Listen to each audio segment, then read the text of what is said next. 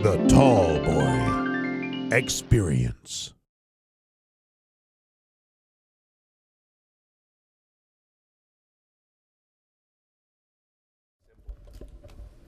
It's like finding yourself on a train and you're going the wrong way. You get up, go to the other side, and you go the other way. It's that simple. And this is the nature of any kind of personal evolution. Just get up and go to work. And one step, is inspiring to the next step. It becomes a cycle, right? So you have to get up and you have to start. And you can start any minute.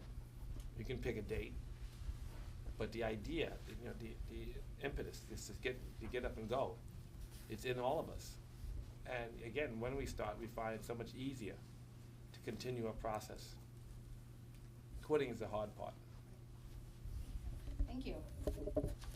Next we have Stephanie with Sister. How you doing? How you doing? Good. What do you think is the biggest misconception that entrepreneurs face when they're starting a new business? They think they're going to make it or not. There's always more. They asked me about dreaming. I said, you never stop dreaming. And they also think that sometimes some entrepreneurs believe that the result is why they go to work. You go to work because the work is prayer. You go to work because the work is inspiring. And you give what you like. If you're a true entrepreneur, you give what you want to receive. And that process, is something that people sometimes, they say, oh, look, they're making money doing that. Let's do that. I mean, there are people who are numbers people and actually get their inspiration from counting, from organizing, and from putting things in place. And what they're selling doesn't matter. Right. But then most entrepreneurs do things out of passion, do things that they love, and they give people things that they love. And that's a process. It enhances them, and it fuels them. Okay, thank you. Next we have the weekend recipe. How you doing? I'm Char Bates. My question is, what would you say to small business owners who are looking to take their company to the next level when they're looking for backing or funding from different people? What would you say to them? Well, first thing you do is put the numbers together.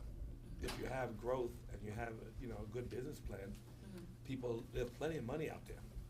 If you're doing a good job and if you have a proper business plan and if it shows growth and great potential, then you should be able to get it funded. But you have to go through that real process.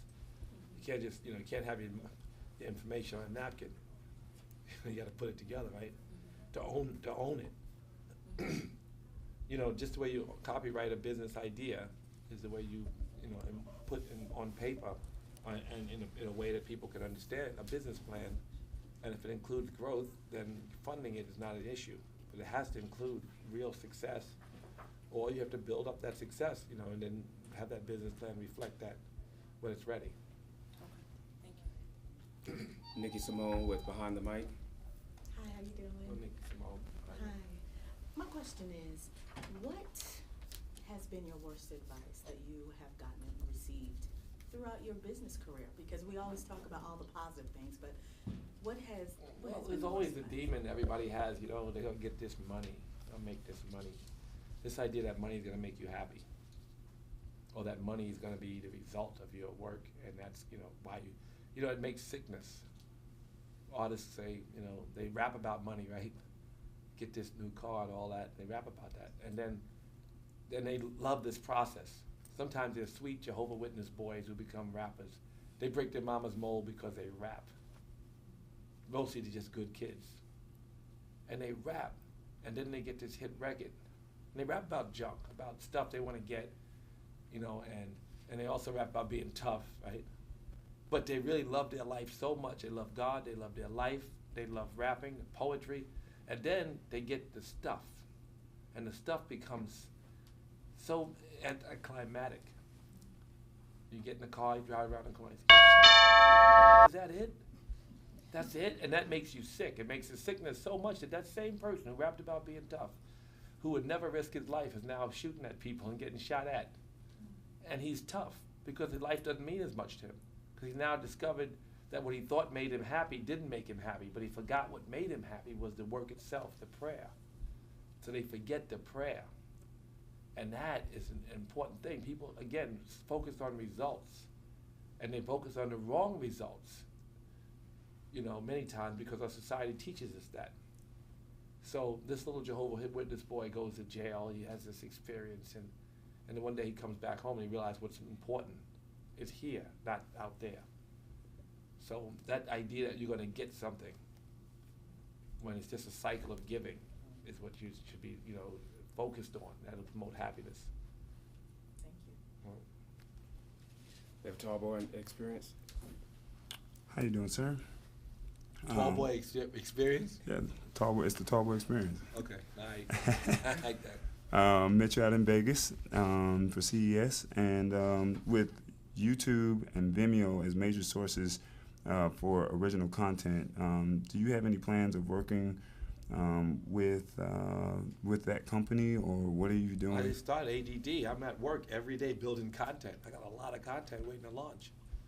I work every day at ADD. A lot of the stuff will become film or become television outside of that kind of media, but that form of media and that ADD network, All Depth Digital, has great potential on its own. With smart TVs coming and with all as much as they are, and there's a lot of growth, a lot of potential in building out this network, ADD, and there's a lot of money being invested, and people are going to work every day for this company. So I'm in this, for real, I'm in this ADD thing and in this YouTube potential. And the potential of working with Blacktree TV. I'm working on the Blackstreet thing right now. We talk all the time. Okay.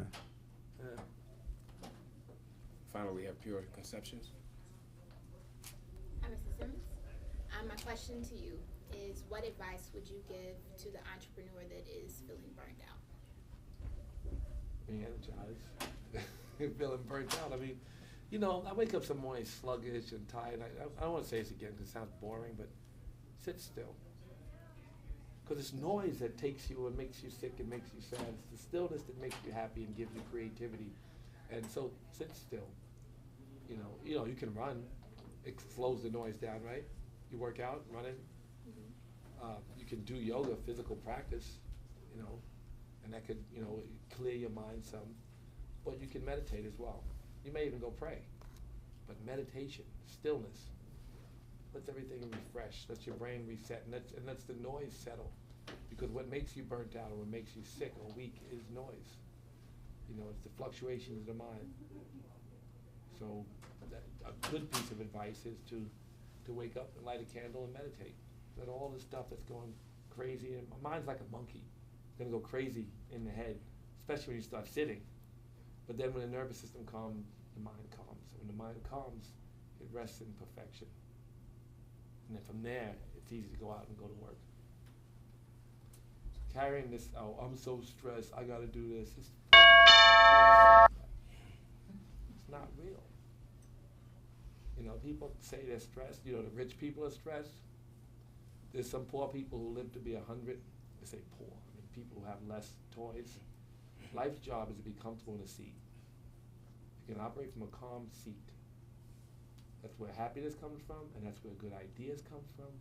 And if you are not needy, because sickness comes from the neediness.